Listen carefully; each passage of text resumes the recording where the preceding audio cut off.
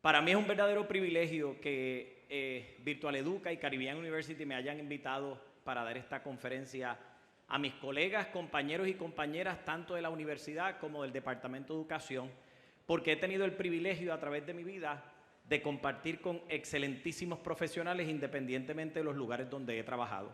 Y son personas que realmente han demostrado un compromiso muy grande con la educación de Puerto Rico, no importa si es en el nivel superior o en el nivel escolar. Así que es importante para cada una y cada uno de ustedes saber que ustedes no están aquí por casualidad. Ni siquiera fue porque buscamos una lista a ver quién podíamos mandar para acá para que se entretenga un ratito, porque no era para eso. Ese no fue el propósito de ustedes estar aquí. Cada una y cada uno de ustedes cumple aquí un propósito fundamental que aceptamos nosotros en el momento en que decidimos ser educadores o administradores educativos. Si usted no ha estado en un salón de clase, pero administra la educación, usted tiene ese compromiso. Si usted no ha administrado la educación, pero ha estado en el salón de clase, usted tiene ese compromiso. Cualquier persona que diga estar amarrado o amarrada de alguna manera a la educación de un pueblo, del que sea, tiene el compromiso del que vamos a estar hablando hoy. Y ese compromiso, como decía el compañero Jimmy Cabán, no se queda exclusivamente en venir a la conferencia y absorber la información. La responsabilidad que usted tiene es mucho mayor que esa. El compromiso que usted tiene, además de absorber la información, le obliga a transmitirla a sus compañeros y compañeras que por alguna razón no están aquí hoy, bien sea de forma presencial o a través de las redes sociales. El mensaje que nosotros estamos transmitiendo no se puede quedar en un salón de clases como en el que nos encontramos hoy día. Tiene que trascender esos límites para que llegue, porque como decía Adelino, no lo vamos a lograr. Si yo enfrasco estas metas y me quedo encerrado en mi casa y no las transmito y no las comunico y no las llevo, entonces no lo vamos a lograr, y le voy a decir por qué. Porque son complejas y porque tienen un largo alcance. No se trata exclusivamente de decir, pues recojo mi casa. Se trata de decir, pues pongo al mundo en orden. Y si bien es cierto que yo creo que una sola persona puede transformar al mundo, también es cierto que con ayuda es mucho mejor y mucho más fácil. Así que lo que estamos diciendo aquí es que necesitamos la ayuda de cada una de las personas que se encuentran aquí, de cada una de las personas que nos están escuchando a través de las redes y de cada una de las personas que ustedes van a tocar con la información que vamos a compartir aquí, porque de otra manera, en efecto, no lo vamos a lograr. Decía nuestra compañera subsecretaria de Estado, la licenciada Lercy Boria, que se había ido así un poquito ad lib para hablar de la manga y que le habían dado un montón de estadísticas. Creo que ya se fue, pero no hay problema. Le vamos a mandar a decir que no se preocupe, que las estadísticas las tengo yo. Esas las vamos a compartir.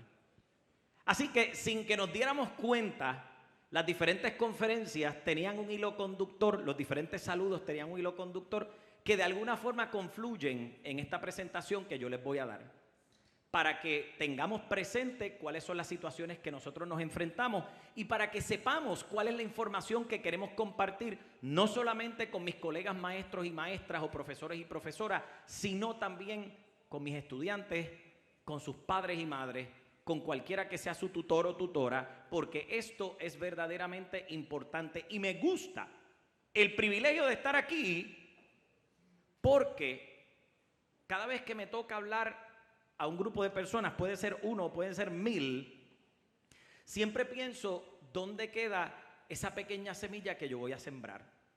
Porque honestamente les digo, pararme a hablar por hablar no es mi propósito, nunca ha sido mi propósito de vida. Hablar simplemente para llenar espacio o para llenar una agenda o para hacerme público y dar cara, para mí no es necesario. Si no tengo un mensaje importante que dar que cada uno de nosotros pueda llevarse, Y si no tengo un mensaje en el que creo plenamente, es perder el tiempo. Pero yo no vine a perder el tiempo hoy, eso se lo aseguro.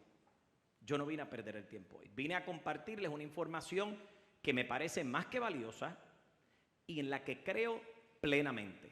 Y en esta información está la base de la rotura de muchos esquemas. Porque a veces, la desinformación nos lleva a nosotros a mirar las cosas desde unas perspectivas que no son las correctas. Y estas conferencias en las que estamos todos y todas juntos nos ayudan a romper esos esquemas y a entender de verdad de qué rayos es que me están hablando.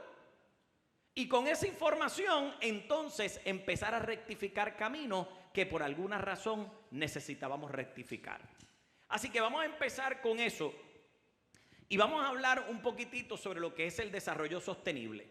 Para nosotros poder enmarcar esta conferencia que muy bien hemos titulado Nuestro sistema educativo, retos de un mundo post-pandémico para un desarrollo sostenible, pues ya usted sabe que vamos a hablar de desarrollo sostenible, vamos a hablar de la pandemia, vamos a hablar de los retos que enfrentamos gracias a la pandemia y vamos a hablar de cómo podemos conectar la educación con el desarrollo sostenible. ¿Por qué eso es importante? Bien sencillo, porque a través de los años el concepto de desarrollo sostenible con lo que se ha conectado es con el desarrollo ambiental.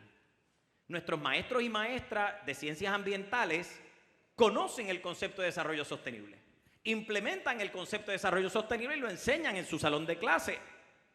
Pero hablar de desarrollo sostenible en las bellas artes, en las matemáticas, en la ciencia social o en la historia, pues no es común. No es lo normal. ¿Por qué razón? Porque cuando hablamos de desarrollo sostenible, de lo que estamos hablando es de utilizar los recursos que tenemos hoy día para nuestro bienestar, dejando recursos suficientes para el futuro. Voy a repetir eso para que entendamos muy bien la definición. El desarrollo sostenible se refiere a utilizar adecuadamente los recursos que tenemos a nuestro alcance para poder vivir, para poder disfrutar del mundo en el que vivimos, pero dejando espacios y recursos suficientes para las futuras generaciones. Y eso es importante, porque eso lo que quiere decir es que con el desarrollo sostenible yo voy a utilizar los recursos que tengo para yo vivir feliz con la conciencia que después de mí vienen otros. Con la conciencia de que para nuestros hijos, nietos, bisnietos, hay que dejar un mundo saludable también. Si usted no está pensando en eso, pues no está pensando en desarrollo sostenible.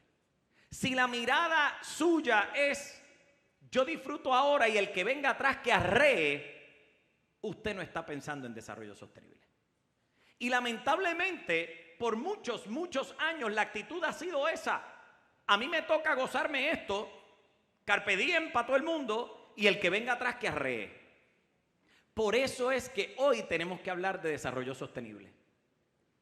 Por esa razón es que el tema se hace imperativo ahora mismo, porque por muchos años lo hemos echado a una esquina y hemos vivido en un mundo en el que nos ha preocupado vivir para mí y para nadie más, sin dejar necesariamente esos espacios listos, ni siquiera para los que usted produjo y parió.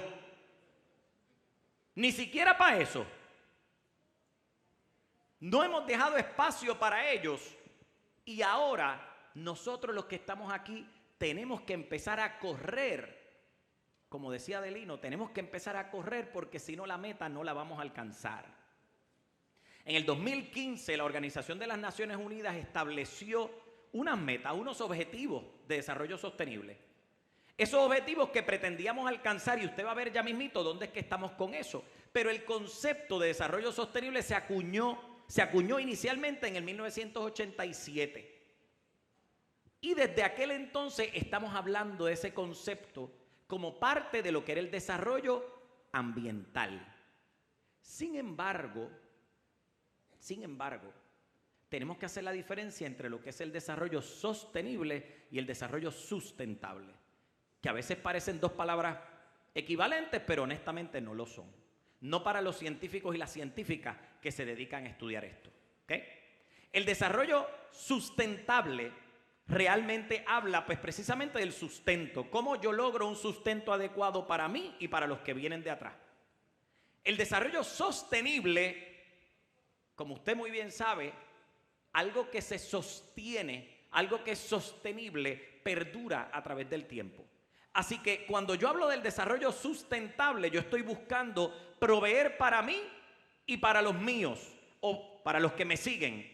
Cuando hablo del desarrollo sustentable, realmente me encargo del hoy y el ahora. Cuando hablo del desarrollo sostenible, estoy pensando en esta rama, en este entramado, en esta mezcla de objetivos que no se quedan exclusivamente en los recursos naturales. ¿Cómo yo logro una transformación económica? ¿Cómo yo logro una transformación política? ¿Cómo yo logro una transformación social que promueva el desarrollo sostenible? Eso es el desarrollo sostenible. El desarrollo sostenible va más allá de la mera preservación para mí y para los que vienen atrás. No es solamente enfocada en los recursos naturales que yo voy a utilizar y que quiero dejar. El desarrollo sostenible, además de mirar los recursos que yo tengo y los que voy a proveer para las generaciones futuras, también mira cómo yo armo una estructura social, política, económica, espiritual, psicológica, que me permita transmitir esos recursos. Así que estamos hablando de un andamiaje bastante complejo. No se trata exclusivamente de preservar el ambiente. No se trata exclusivamente de pelear contra el cambio climático. Se trata de reconocer que hay unas temáticas transversales, que estamos hablando de una transdisciplinariedad que nosotros tenemos que entender. ¿Qué quiere decir eso en español? Que tenemos que salirnos de las fincas en las que seguimos viviendo día tras otro para entender que la situación ambiental no es solamente de los ambientalistas, es suya también, del matemático, del educador físico, del pintor, del músico, la pintora, del científico social, del historiador o la historiadora. Usted también es responsable de esto, porque de alguna forma tenemos que llevar el mensaje. Y los maestros de ciencia, ¿dónde están mis maestros de ciencia? O facilitadores docentes de ciencia, gerentes de operaciones de ciencia están ahí. Pues ustedes no pueden ser los únicos responsables, porque aquí vemos un montón de gente y nos toca a nosotros también. Eso es el desarrollo sostenible. ¿Cómo hacemos de este compromiso un compromiso de todos? ¿Cómo hacemos de este compromiso un compromiso que nos trae a todos a la mesa a dialogar? ¿Cómo podemos mejorar la situación para alcanzar esas metas que ya están trazadas desde el 2015? Y yo les quiero decir una cosa. Desde el 2015 estamos hablando del desarrollo sostenible, que normalmente lo asociamos al cambio climático, normalmente lo asociamos a la falta de agua potable en muchas comunidades, lo asociamos a la falta de alimento suficiente, lo asociamos a las desigualdades sociales. Eso es normalmente lo que nosotros pensamos como el desarrollo sostenible. ¿Y cómo o con qué vamos a trabajar? ¿De qué se trata nuestro trabajo cuando estamos hablando del desarrollo sostenible? Pues de ordinario lo asociamos con estos conceptos que están aquí. Y nosotros, los que estamos aquí, rara vez vivimos una situación en la que nos falta el agua limpia para tomar, para lavarnos la boca y para bañarnos. Rara vez. Rara vez nos encontramos en situaciones en las que nos falta un plato de comida para alimentarnos. Rara vez. Pero en el barco en el que sí estamos montados es en la ola de calor abrumadora que está sacudiendo a Puerto Rico entero y que sacude al mundo entero de forma igual. Ahí estamos todos montados. En las desigualdades sociales que siguen siendo razón para grandes conflictos. En eso estamos montados. Pero lo que quiero decir con esto es que usted no tiene que esperar a sentir hambre o sed de agua limpia para hacerse partícipe del problema y buscar soluciones para ello. Usted no tiene que esperar a sentir el calor que le derrite para decir, yo también tengo que hacerme partícipe de esa situación y buscar alternativas que solucionen ese problema. Y usted no tiene que esperar a ser víctima es la palabra, de la violencia por desigualdad para pensar en que eso también le toca a usted y que usted también puede proveer alternativas.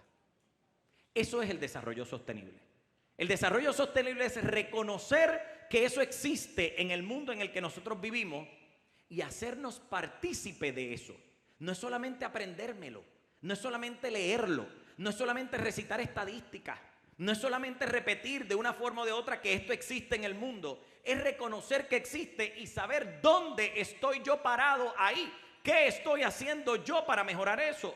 Eso es el desarrollo sostenible.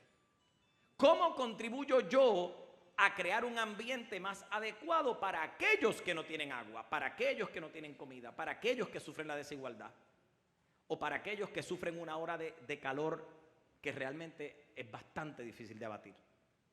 Eso es el desarrollo sostenible. Así que dejemos de pensar que el desarrollo sostenible se refiere exclusivamente al recurso agua, al recurso comida, al recurso ambiente. Se refiere a qué hago yo en una sociedad que necesita de economía, de decisiones sociales y de decisiones políticas para atender la falta de esos recursos. Eso es importante. Eso es el desarrollo sostenible. Saquen de la mesa del científico el desarrollo sostenible y lléveselo para la mesa suya, ¿sabe? Porque a usted le toca también. No son ellos los únicos responsables. No lo son. Son los expertos y expertas en la materia. Son los que nos pueden explicar, pero nos toca a nosotros decir, a la luz de lo que tú me estás diciendo, la alternativa que yo, como científico social, que yo, como abogado o abogada, que yo, como maestro o como maestra, encuentro es esta. Porque usted está llamada o llamado a esa mesa también. Usted también está llamado a esa mesa. Entonces, en el 2015, la Organización de las Naciones Unidas estableció estos objetivos de desarrollo sostenible que yo quise repetir aquí. ¿Usted sabe por qué? Porque muchas veces los desconocemos. No me los tengo que saber de memoria. Muchas veces los desconocemos. Y es importante que nosotros nos enfrentemos con cuáles son esos 17 objetivos para poderlos ver. Y más importante aún, le voy a decir muy honestamente, aquí es donde empezamos a romper esquemas. Aquí es donde empezamos a romper concepciones incorrectas de lo que es la realidad. Es importante que cada uno de nosotros tome 10 minutos, 15 minutos como mucho. Entre a la página de las Naciones Unidas, que dicho sea de paso, está en inglés, en francés, en español, en alemán, en los idiomas que usted quiera. Así que nadie me puede decir es que no lo puedo leer. Sí, usted lo puede leer. Busque estos objetivos y lo único que tiene que hacer es clic sobre cada uno de ellos que te lo explica. Te los explica para que los podamos entender. Fíjese que uno de los objetivos es la erradicación de la pobreza. Y ya mismo no me voy a detener a hablar de cada uno de ellos porque no nos da el día para esto, pero ya mismo voy a brincar para hablar un poquito sobre cada uno de estos. Segundo, hambre cero. Así como voy a buscar erradicar la pobreza, tengo que trabajar también para desaparecer la hambruna que hay todavía en el mundo. Salud y bienestar, educación de calidad. Un objetivo que venimos trabajando como maestros y maestras, educadores, no importa si es dentro del salón de clase o fuera del salón de clase, pero que venimos trabajando con el compromiso que siempre tenemos. Igualdad de género, me voy a detener aquí. Yo necesito que usted lea lo que la Organización de las Naciones Unidas ha definido como los objetivos para trabajar la igualdad de género. No se deje llevar por los mensajes que escucha. Lea. No tiene nada que ver con la batalla y esto lo digo con mucho respeto, no tiene nada que ver con la batalla política que han creado alrededor del concepto género. Tiene que ver con la pelea que seguimos dando fuertemente, hombres y mujeres, para que haya más igualdad entre hombres y mujeres. Con eso es que tiene que ver. Y si usted abre y lee lo que ahí se provee, el contexto completo de lo que nos habla es de cómo a través de los siglos la mujer ha quedado rezagada, ha quedado abandonada de unas oportunidades que debe tener y cómo tenemos que seguir luchando para proveerlas. De eso se trata la igualdad de género que se establecen en los objetivos de desarrollo sostenible de la Organización de las Naciones Unidas. No se deje llevar por el debate político que nada tiene que ver con estos objetivos. Léalo y de esa forma instruimos, mi gente. Yo los leo, los entiendo y los instruyo. Y sepa que ese concepto realmente con lo que guarda relación es con la lucha que han tenido niñas, jóvenes y mujeres por muchos años para por fin alcanzar estar en el mismo nivel que los hombres. Léalo. Abandónese de la discusión política porque no es una discusión política. Alguna gente lo quiere hacer una discusión política, pero no lo es. No lo es. Aquella discusión, déjela para otro foro, pero no es para este. Aquella discusión que se pelee donde sea que se pelea, pero no es aquí.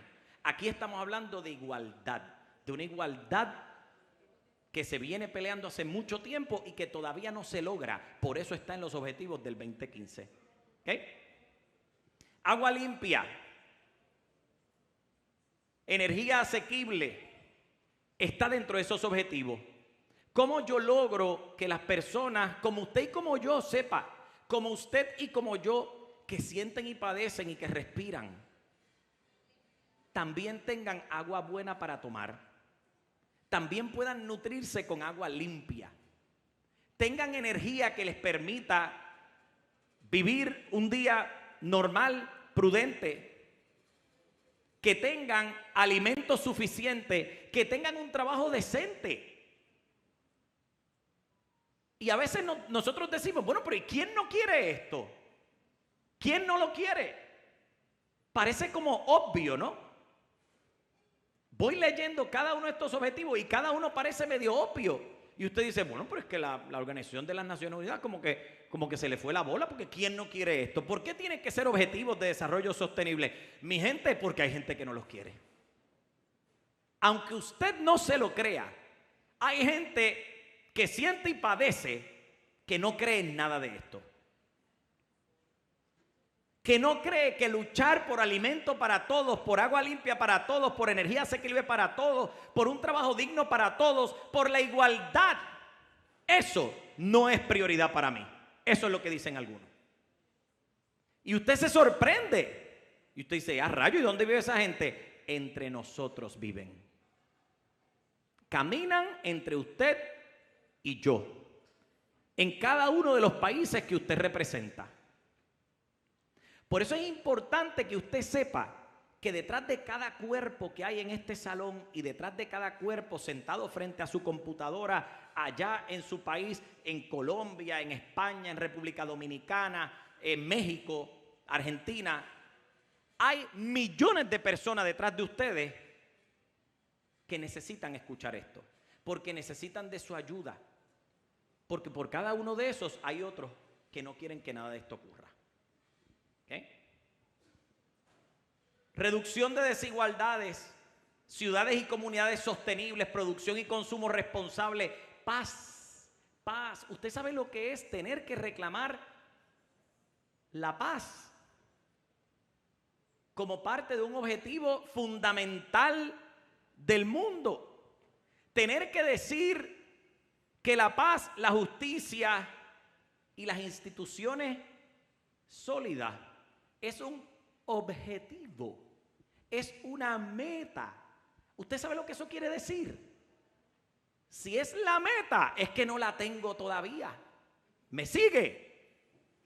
Fíjese que yo estoy hablando de metas, de una Agenda 2030. Y eso en español lo que quiere decir, si nosotros entendemos bien, es que nada de lo que estamos hablando aquí nosotros lo tenemos en este momento. Así que usted tiene que dejar que estas palabras calen en su cabeza para que usted choque con la realidad que nosotros vivimos hoy día. Porque esto lo que quiere decir es que en el mundo no hay paz, no hay justicia y no hay instituciones sólidas. No hay vida que sea saludable para nuestros ecosistemas que vamos a necesitar. No hay alimento suficiente, no hay justicia para la mujer, no la hay. Por eso es que está en la agenda, porque si no, no estuviera. ¿Me sigue?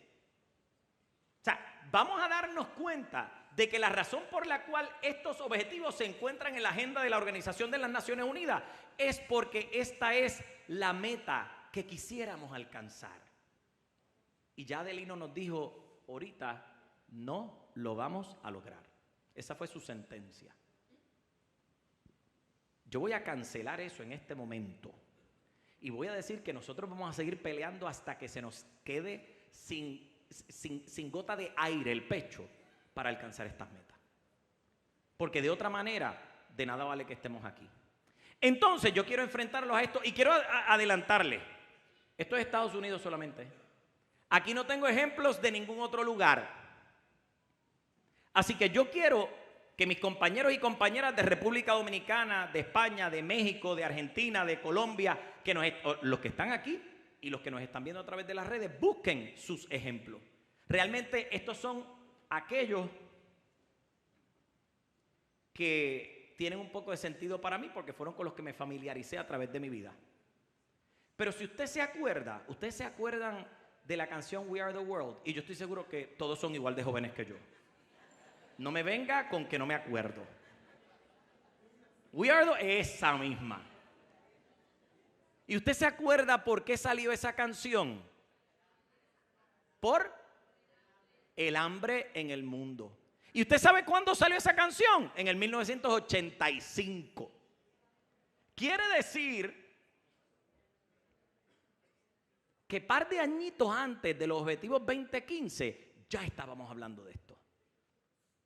Par de añitos antes de que la Organización de las Naciones Unidas hablara de estos objetivos 2015 que pretenden erradicar el hambre, erradicar la pobreza, buscar agua potable para la gente, ya nosotros estamos cantando We Are the World. En el 1985 yo era un bebé.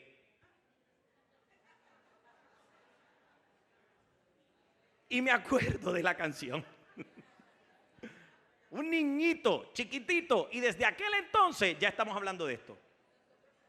Con esto lo que les quiero decir es que esta meta sigue siendo nuestra desde hace mucho tiempo. Algo no estamos haciendo porque seguimos cantando We Are the World. No sé si ustedes llegaron a ver el documental An Inconvenient Truth de Al Gore, el ex vicepresidente de Estados Unidos. Un documental que produjo, inmediatamente salió de la vicepresidencia luego de su carrera a la presidencia de Estados Unidos. Y la verdad inconveniente de la que él habla, esa verdad que nos resulta tan inconveniente, no era otra cosa que cómo el calentamiento global nos estaba azotando fuertemente. ¿Y usted sabe cuándo él habló de eso? Lo dice ahí, no tiene ni que buscarlo, en el 2006. Hace casi 20 años ya veníamos hablando de eso. Y claro, cuando él lo trajo a colación, él no lo trajo a colación como una cosa nueva. Él estaba recopilando la información que científicos y científicas habían producido hacía tiempo en un documental que nos abriera los ojos para darnos cuenta de que el calentamiento global era un asunto primordial. Y todavía tuvimos presidentes que sacaron a Estados Unidos de los convenios para la protección del ambiente. Sepa eso. Y esto no es nada en contra de ellos, simplemente estoy compartiendo realidades. Quiere decir que hace más de 20 años ya esto se debatía. Hace cerca de 20 años salió el documental. estamos informados, la información está allá afuera. El que me diga que no sabe de esto, realmente se está haciendo el sordo, ciego, mudo, casi como Shakira. De acuerdo. El Sierra Club. Si usted no conoce el Sierra Club, no se preocupe. Es una organización internacional, pero se origina en Estados Unidos, en San Francisco, precisamente para proteger el ambiente. ¿Usted sabe desde cuándo existe la organización que protege el ambiente? Desde el 1892, antes de que Estados Unidos entrara a Puerto Rico, mi gente. Por si acaso, la entrada fue en el 1898. Antes de eso, ya estábamos hablando de problemas ambientales que teníamos que defender a través de organizaciones sin fines de lucro. El sufragio, nada más y nada menos, el derecho por la igualdad de mujeres. ¿Desde cuándo estamos peleando esta vaina? Porque les adelanto, en el 1920, un siglo atrás, esto fue hace escasamente 100 años, hace solamente 100 años, en una historia de más de 200, las mujeres pudieron votar. Pero no se confunda, esa lucha empezó desde los 1800. Lo que finalmente se logró en el 1920 se empezó a batallar desde el 1860 aproximadamente. ¿Usted sabe cuánto tiempo les costó? Nos costó alcanzar esa igualdad. Todavía al día de hoy seguimos hablando de la desigualdad entre hombres y mujeres. Esto no es un tema nuevo, mi gente. La desigualdad no se dio ayer y ahora queremos como que salir a defender lo que ya me habían dado. No, no, no. Es que la desigualdad ha existido por muchos años. Y seguimos repitiendo que es necesario combatirla. Pero ¿qué estamos dejando de hacer? Porque es que seguimos hablando de temas que vienen de hace un siglo atrás. La educación. Una educación igual para todos. El caso Brown versus Board of Education en Estados Unidos que desegregó la educación, que desegregó la educación, se resolvió en el 1954. Hace más de medio siglo se supone que haya educación igual para todos nuestros niños y niñas. Y usted sabe, en uno de los saludos se habló precisamente de que eso es otra meta que queremos alcanzar. Usted sabe, en alguno de los saludos se habló del trabajo que tenemos que hacer para que nuestros niños en diferentes lugares de Puerto Rico, no estamos ni siquiera hablando del mundo, tengan igualdad de condiciones educativas en sus escuelas. En Puerto Rico, 100 por 35. Aquí todavía estamos hablando de eso. Y en el 1954 se resolvió el caso que atendía la desegregación de escuelas y que decía que nosotros tenemos que proveer un ambiente educativo egalitario para todos nuestros estudiantes. Todavía estamos hablando de cómo conseguimos igualdad, mi gente, todavía. La guerra para los derechos civiles, la lucha para los derechos civiles, en 1964 también. Hace más de medio siglo. Seguimos peleando por la igualdad. Así que, un poco con estos ejemplos, extrapólenlos, llévenlos a sus países, a sus condiciones particulares y piensen qué tanto hemos luchado por cada una de estas cosas y qué bueno que seguimos luchando por ellas, porque malo sería que nos hubiésemos cansado. Malo sería que ustedes no estuvieran aquí y dijeran, ahí vamos a hablar de otra bobería más. Malo sería que no hubiera personas comprometidas con un proyecto como este que realmente lo que propone es lograr lo que venimos trabajando hace más de un siglo. Estos no son los objetivos 2015 para el 2030. El 2015 fue el día, la fecha, el año en que la Organización de las Naciones Unidas propuso esta agenda que se supone que se lograra en 15 años para el 2030. Pero quiero que sepa que cada uno de estos objetivos los venimos trabajando hace más de medio siglo. En algunos casos hace más de un siglo. Un siglo son 100 años, por si acaso.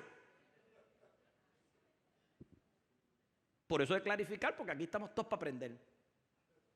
Así que hace más de 100 años estamos batallando estas cosas y todavía aparecen en nuestras agendas. Y le quiero hablar de las estadísticas. La compañera Lercy Boria decía, me dieron unos talking points con unas estadísticas, no se preocupe porque aquí están. Y esta es la realidad que vivimos nosotros hoy.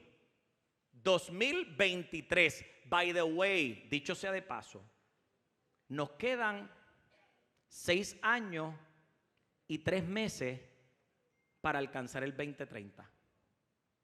Y esta es nuestra condición actual. Reflexione, esto es para reflexionar. 783 millones de personas viven en pobreza todavía. Y lo que nos quedan son 6 años. We Are the World lo cantamos en el 1985. Y seguimos batallando por esto y seguimos con 783 millones de personas viviendo en pobreza. La pobreza, como usted sabe, se concentra en países pequeños que regularmente están afectados por conflictos. Y usted, si sigue un poquito las redes o si me escucha de vez en cuando discuto los temas internacionales, sabe que los conflictos son la orden del día. Usted sabe que los conflictos en el mundo son la orden del día. No solamente Rusia y Ucrania. Chequéese África ahora en los diferentes países que estamos batallando diferentes conflictos. Decimos que la pobreza disminuyó y qué bueno, de un 36% en el 90 a un 10% en el 2015. Pero ¿qué ocurrió poquito tiempo después en el mundo que usted y yo lo vivimos? No tiene que pensar mucho, una pandemia. Una pandemia que naturalmente va a impactar cada una de esas estadísticas. Y ahí traigo el concepto de la vida pospandémica o los retos pospandémicos que estaban en el título de esta presentación. Fíjese que esta es la situación hoy día. Pero aquí no están considerados los factores de la pandemia y el impacto que va a tener sobre estas estadísticas. ¿Cómo nos arruina el trabajo que ya hemos caminado? Fíjese cómo la pobreza disminuyó de un 36% en el 90, 5 años después de We Are the World, a 10% en el 2015. Y 5 añitos después del 2015, entonces vino una pandemia que paralizó al mundo entero. Entonces, cuando hablamos de desarrollo sostenible, no podemos quedarnos en la mera discusión de lo que es una pandemia y cuáles son sus efectos en el cuerpo, en la naturaleza. Tenemos que mirar cómo las economías mundiales se afectaron por eso, cómo la educación de nuestros niños se afectó por eso, cómo la herramienta que tienen los niños precisamente para combatir la pobreza, combatir el hambre, que es la educación, se les quitó. Eso es importante. Educación interrumpida en todos los países del mundo por 2 años, en algunos casos 3. Y si usted piensa en Puerto Rico, añádale a la pandemia los temblores y lo tenemos que trabajar. Y usted tiene que entenderlo como un problema suyo también, porque es mío y así lo siento. Pero usted tiene que entender que el problema del desarrollo sostenible, repito otra vez, no es de los científicos. Es suyo y es mío también. Porque el desarrollo sostenible se trabaja desde la educación igual. 1 de cada 5 mujeres entre 15 a 49 años afirma ser víctima de violencia doméstica. Hoy, eso no fue hace 20 años, eso es hoy. 1 de cada 5 mujeres y niñas entre los 15 y 49 años afirma ser víctima de violencia doméstica. 750 millones de mujeres se casaron antes de los 18 años. Y naturalmente esto ocurre en esos países donde el matrimonio se obliga. 18 países, los esposos pueden impedir que sus esposas trabajen. Eso todavía existe, 2023. Y si fuera a impedirlo para mantenerlas en la casa y que estén millonarias, pues yo lo entiendo. Está bien, si es así, impídeme todo lo que tú quieras. Pero no es ese impedimento. Es el impedimento legal que tiene la capacidad de prohibir que usted haga lo que usted quisiera hacer, como si usted no fuera ser humano suficiente. A eso es a lo que se refiere eso. 49 países no existen leyes que protejan a las mujeres de violencia doméstica. ¿Usted sabe lo que es eso? Que haya países en los que la violencia doméstica ni se atienda, no es un delito, no es un problema. No. En Asia, el riesgo de una niña casarse ha disminuido en más de 40% desde el año 2000, pero todavía existe. ¿Qué? En el 2019, escuche bien, fue el segundo año más caluroso de todos los tiempos. En el 2019 usted y yo estábamos vivos y caminábamos por esta tierra. Y deje que escuche el de ya mismo, que es igual de tenebroso, quizás hasta peor. Dice, el agosto pasado, ¿usted sabe cuándo fue agosto pasado? ¿Hace cuántos días? ¿Estamos en septiembre qué? Estamos en septiembre 7, ¿verdad? Pues en agosto, ese mes que acaba de terminar hace nada, el agosto pasado fue el agosto más caluroso registrado en la historia. Llévese ese dato para que lo comparta con sus amigas, amigos, hijos, hijas, marido, mujer, quien sea. Llévese ese dato. Y de nuevo, esto no es simplemente porque Dios nos mandó un sol más caliente. Esto no es un castigo. Eso es porque usted y yo y nuestros compañeros y compañeras que viven en esta tierra o que han vivido sobre ella han producido eso. ¿Y usted sabe cuál fue el segundo mes más caluroso? Julio de 2023. ¿Usted sabe en qué año estamos? En el 2023. O sea que nosotros hemos atravesado los 2 meses más calurosos de la historia. Julio de este año y agosto de este año, que fue ayer. Entre 1901 y 2010 el nivel medio del mar aumentó en 7.5 pulgadas para los que pensamos en pulgadas, 19 centímetros para los que piensan en centímetros. Eso quiere decir que los niveles del agua han subido. Eso no es bueno. Para los que no somos científicos, eso quiere decir que tenemos un problema. Eso quiere decir que los glaciares se están derritiendo, que la nieve no se sostiene, que las inundaciones están más cerca. ¿Me sigue? Eso es para los que no sabemos mucho de esto. Porque los que se dedican a esto entienden eso perfectamente bien y llevan trabajándolo hace mucho, mucho tiempo.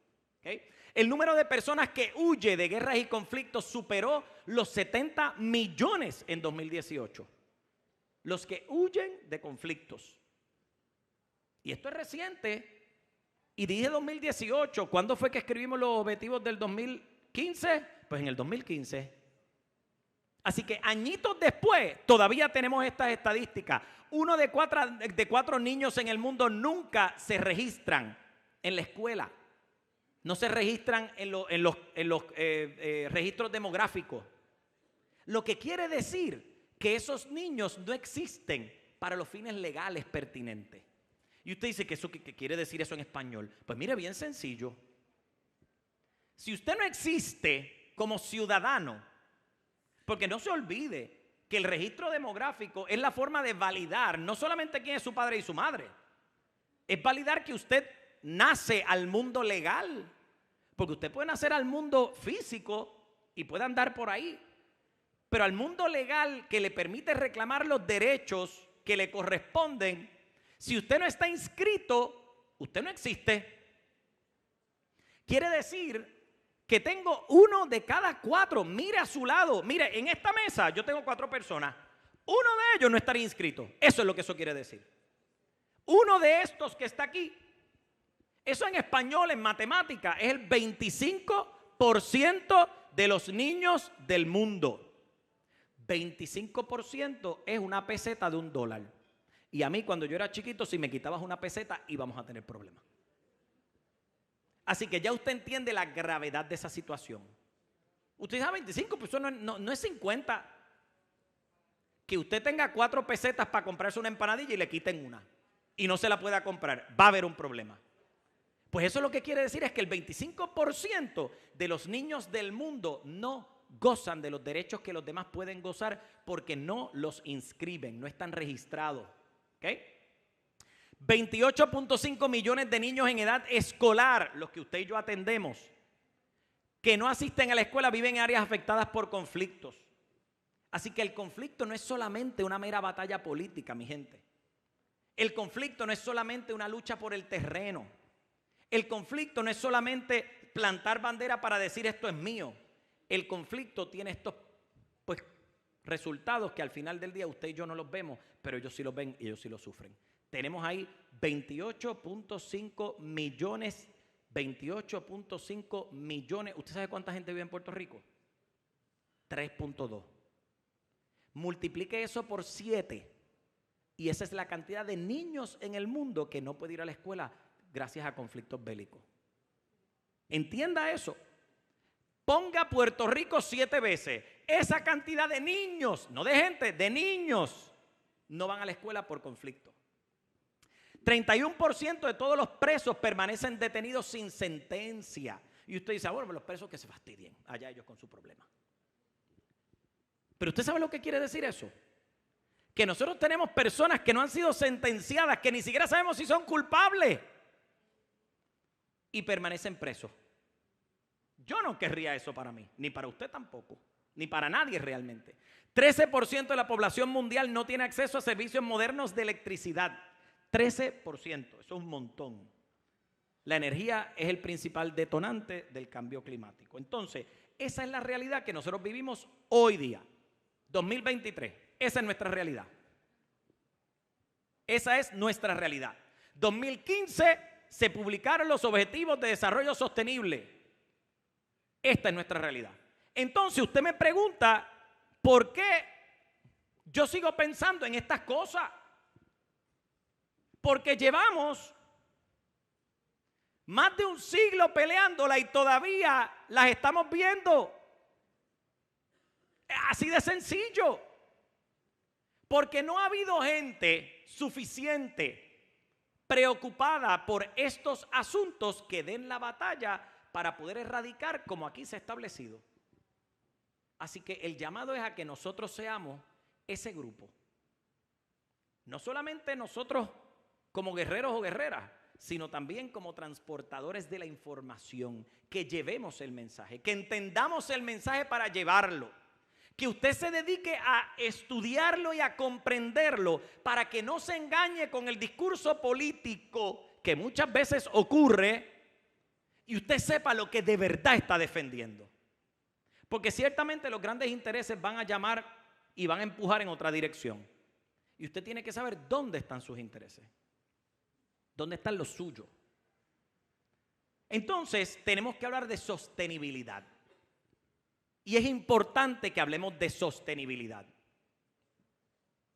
Fíjese que cuando hablamos de sostenibilidad, y se lo puse en letras chiquititas para que se nos haga difícil leerlo, para que realmente pongamos el empeño para leer lo que dice ahí, pretende lograr un cambio profundo y duradero. Si nosotros estamos bregando con una agenda de desarrollo sustentable, sostenible para el 2030, lo que nos están pidiendo en español es que produzcamos cambios profundos y duraderos. Y para producir esos cambios profundos y duraderos, no nos podemos quedar solamente en la mesa de los compañeros y las compañeras de ciencia. El cambio profundo y duradero viene cuando cada uno de ustedes, desde sus áreas de pericia, se involucran en la situación y nos ayudan a comprenderla. Y viene un historiador y nos dice, ¿pero qué tengo yo que ver con eso si yo no sé aportar a eso? Claro que sí, porque usted nos cuenta la historia. Y sabemos cómo se ha dado la lucha para poderla entender, para poder ver cómo evolucionó.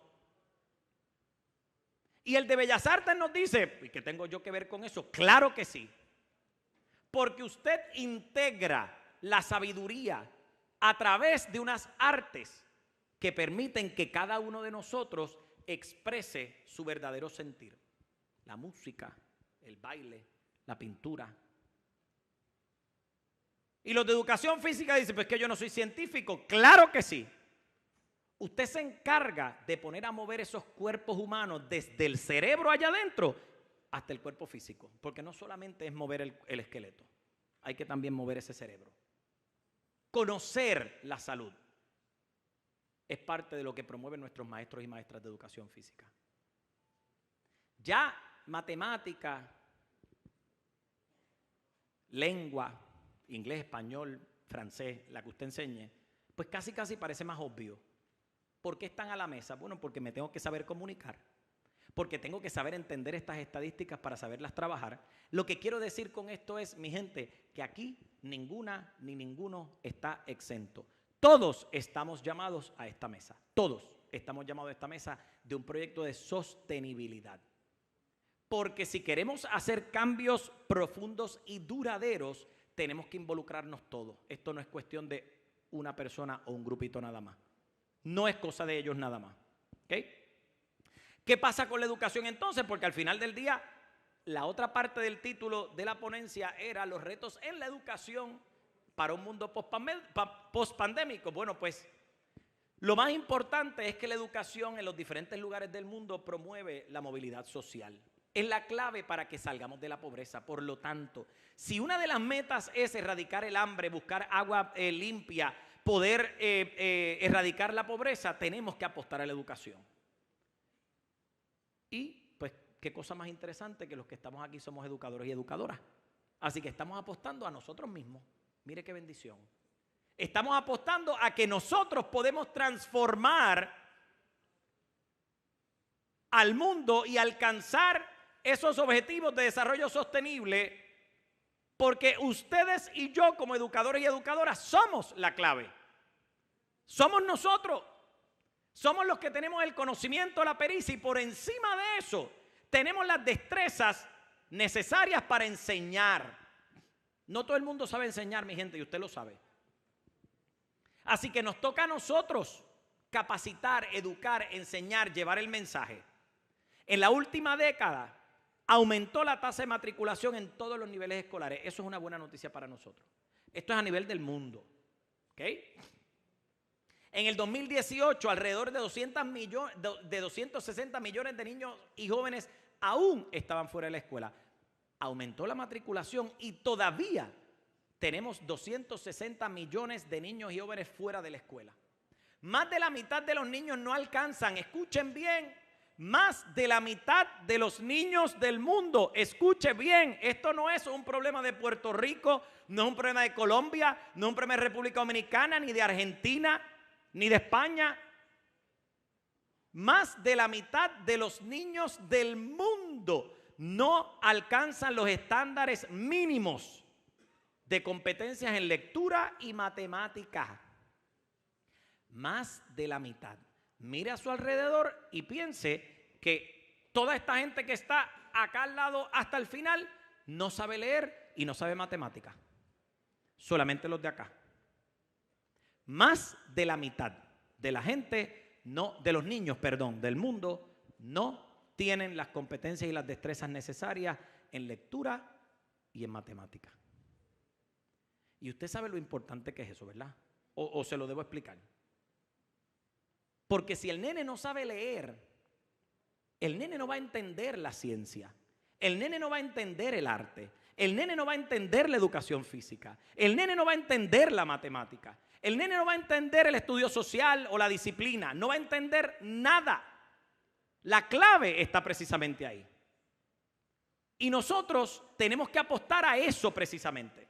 Más de la mitad de los niños del mundo no cuentan, y lo voy a repetir otra vez con ganas, no cuentan con las competencias de lectura y matemática que necesitan.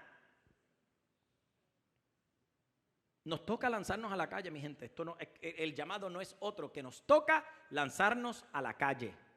Más del 91% de los estudiantes del mundo sufrió un impacto educativo por el COVID.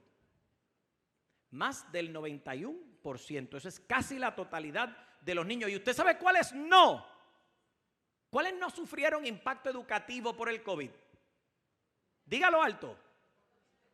Los que no se educan, porque no se olviden que hay un % de niños que no va a la escuela, que no tiene escuela cerca, que sus papás no los llevan, que no están registrados. Así que el resto no es que la tuvieron bonita, es que no estaban en el sistema. El 91% de nuestros niños del mundo recibió educación interrumpida. Ojo con las alternativas que usted piensa proponer para atender la educación de ahora en adelante. Cualquier alternativa que proponga interrumpir la educación va a ser desastrosa. De repente viene una llovizna, cancelemos clases. No, señor.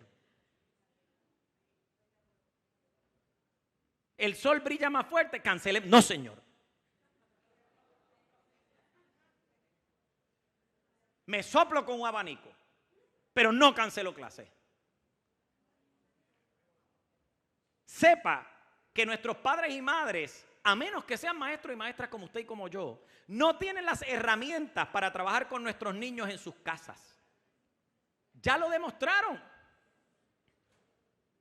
Con todo el esfuerzo del universo, con todo el deseo, con todas las ganas, nuestros padres y madres nos decían durante la pandemia: yo no sé cómo ustedes lo hacen. Yo no tengo idea de cómo manejar esto. Y honestamente no saben cómo lo hacemos. No tienen idea de cómo hacerlo. Así que mandarlos a casa es profundizar más el problema y alargarlo por más tiempo. Sépalo. Cancelar una clase, faltar a la escuela, es profundizar más el problema. Sépalo. El trabajo nos toca a nosotros porque nuevamente somos los llamados a hacer este trabajo. ¿Okay? En 2020, eso fue hace 3 años, eso no es hace siglos, que conste. En el 2020, cerca de 1.600 millones de niños estaban fuera de la escuela. Cerca de 369 millones no tuvieron acceso a comedor escolar, precisamente porque estaban fuera de la escuela. Y usted quiere saber algo, noticia para despertar. Nosotros tenemos niños y niñas que su único alimento es el que reciben en el comedor. Eso es real. Y dicho sea de paso, en Puerto Rico. Eso ocurre aquí, en esta tierra. Tenemos niños y niñas que donde único pueden comer algo es en el comedor escolar. Que luego del almuerzo no comen nada hasta el otro día cuando llegan a la escuela y les dan desayuno. Y no digamos: ay, bendito, porque eso es lo que nosotros normalmente decimos. ¿Qué voy a hacer al respecto? Si yo mando a ese nene para su casa porque estoy interrumpiendo la educación, no solamente le estoy interrumpiendo la educación, le estoy interrumpiendo el alimento. ¿Me siguen lo que les quiero decir? Si yo los mando para su casa, no solamente estoy privándolos de recibir la educación que tienen que recibir para que sigan siendo exitosos, que dicho sea de paso, logramos que nuestros estudiantes aumentaran. Y Daisy está aquí, que es nuestra compañera, y Lidiana también está ahí. Aumentaran en todas las disciplinas en sus pruebas meta, y eso se lo tenemos que seguir celebrando, porque pusieron el empeño, pusieron el esfuerzo, los maestros y maestras hicieron lo que tenían que hacer, y ese rumbo de progreso no lo podemos cambiar. Ese rumbo de progreso no lo podemos cambiar.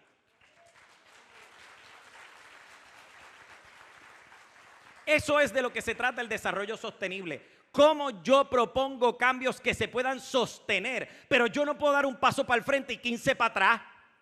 No puedo hacerlo. Por eso es que seguimos gritando hace un siglo por los derechos de las mujeres y todavía no conseguimos la igualdad. 617 millones de jóvenes carecen de conocimientos aritméticos y de alfabetización, pero quiero ponerlo en esta perspectiva para que nos ubiquemos. Ya me dijeron que me quedan unos cuantos minutitos, así que con esto resumo y terminamos. Mire esta tabla, y esta tabla lo que hace es relacionar la lectura con el Producto Interno Bruto de un país. Fíjese que la columna azul te dice el promedio de libros que leen al año en estos países. En Canadá, 17 libros al año. Francia, 17. Estados Unidos, 12. Vamos a bajar a las millas. Argentina, 1.6. México, 1.7. Colombia, 1.9. Venezuela, 2. Brasil, 2.5. Perú, 3.3. Encabezan a nuestros países hispanoparlantes, Chile y Perú, con 5 libros y 3 respectivamente. En otras palabras, en nuestros países latinoamericanos no estamos leyendo. Y no estamos leyendo ni por placer ni por aprender. Y si usted no lee, pues naturalmente ni desarrolla ni fortalece la destreza. Así que nos toca a nosotros empezar a trabajar con esas bases fundamentales del aprendizaje que están en la lectura. Empecemos a leer. No puedo buscar cambio si sigo haciendo exactamente lo mismo. Aquí están las estadísticas. Esto yo no me, o sea, honestamente anoche yo no me senté a hacer estas tablitas, aparecían ya. Y estos son datos del Fondo Monetario Internacional, así que les podemos creer. ¿Y qué nos dice? Que los países donde más se lee tienen un Producto Interno Bruto mayor. Mire qué cosa. Hay una relación directa entre la lectura, el aprendizaje formal y la estabilidad económica. No lo dije yo, lo dijo el Fondo Monetario Internacional. ¿Y qué dice el Banco Mundial? El Banco Mundial dice, el mundo está encarando una crisis de aprendizaje. Quiero que lo lean ustedes, una crisis de aprendizaje. Esta es la situación de la educación hoy día. El Banco Mundial nos está diciendo, el mundo encara una crisis del aprendizaje.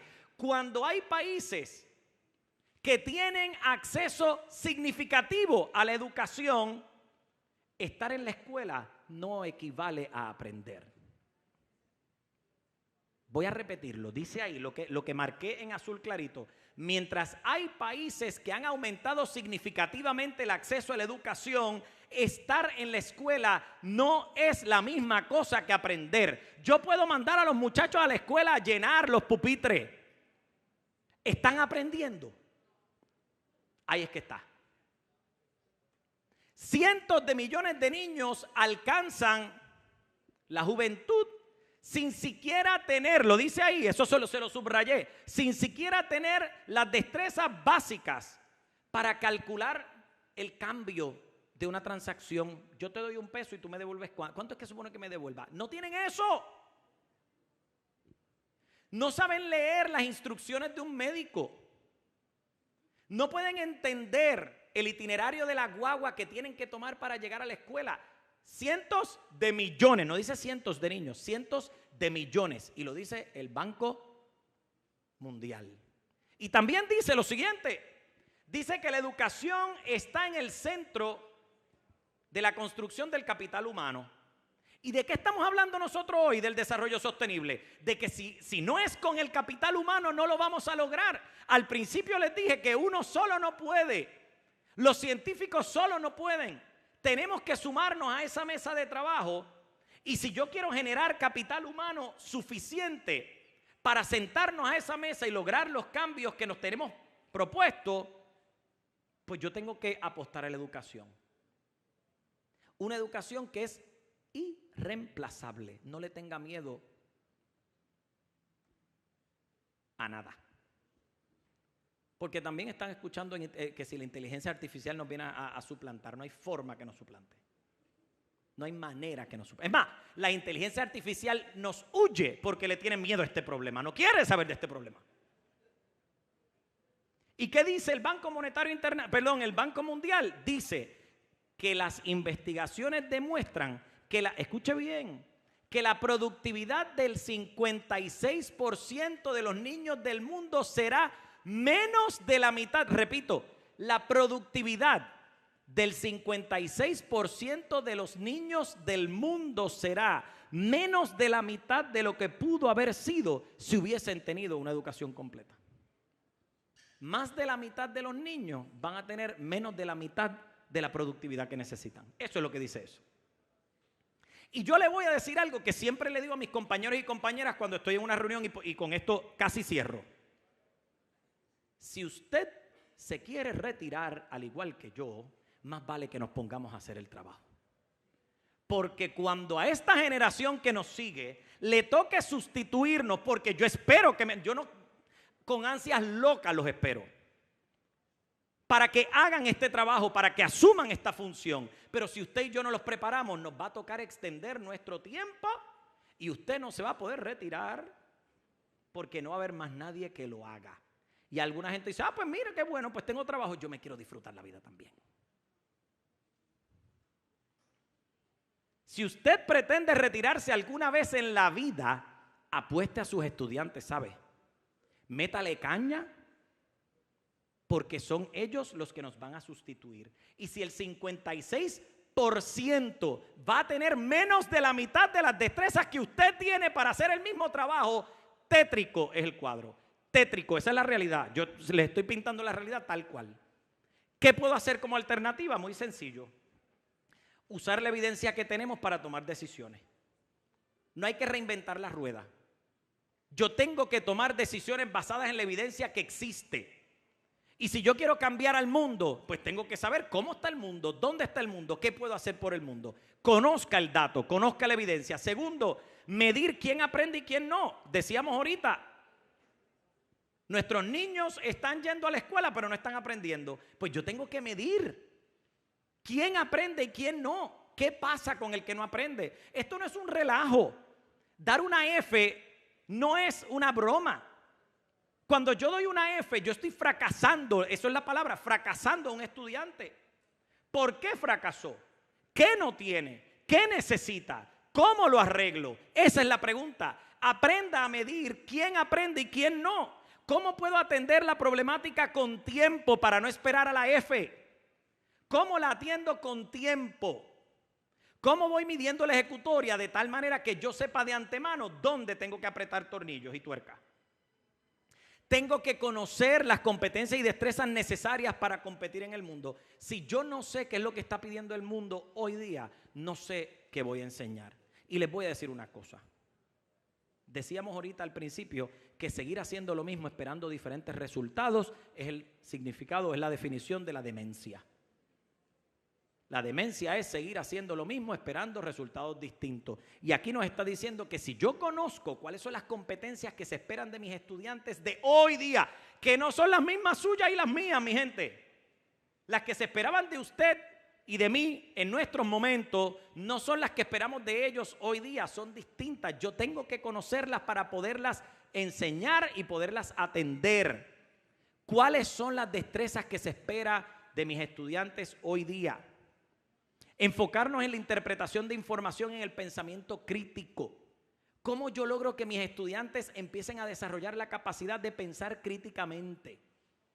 De ir más allá del mero dato. ¿Qué te dice el dato? ¿Qué tú interpretas de ese dato? ¿Qué tú puedes deducir de esto? Yo no sé si ustedes se acuerdan, pero cuando estábamos en la escuela y en la universidad, más que reverberar palabras, nos pedían, no era tu opinión. Dame tu opinión. No. ¿Qué tú propones? ¿Cómo tú lo llevarías al próximo nivel? ¿Cuál sería el próximo paso? ¿Qué tú harías si? Y ponemos a la gente a pensar. Desarrollar destrezas de aprendizaje colaborativo. ¿Y usted sabe por qué? Porque el mundo es colaboración. Porque el universo es colaborativo. Porque de repente le decimos al estudiante, no, tú te copiaste del vecino. Estaba colaborando. No se estaba copiando, estaba colaborando. El aprendizaje es colaborativo. Dígame, ¿cuál de usted sale de aquí, se encierra en una cápsula hasta la próxima reunión? Ninguno de ustedes, ni yo. Ni conocemos todo tampoco. Yo me tengo que levantar por las mañanas y tocar la puerta y decir, Lilian, ayúdame con esto, Lidiana, ayúdame con esto, Beverly, ayúdame con esto, porque son sus áreas de pericia. La colaboración es necesaria. Y a todas mis compañeras y compañeros que están aquí. ¿Ok?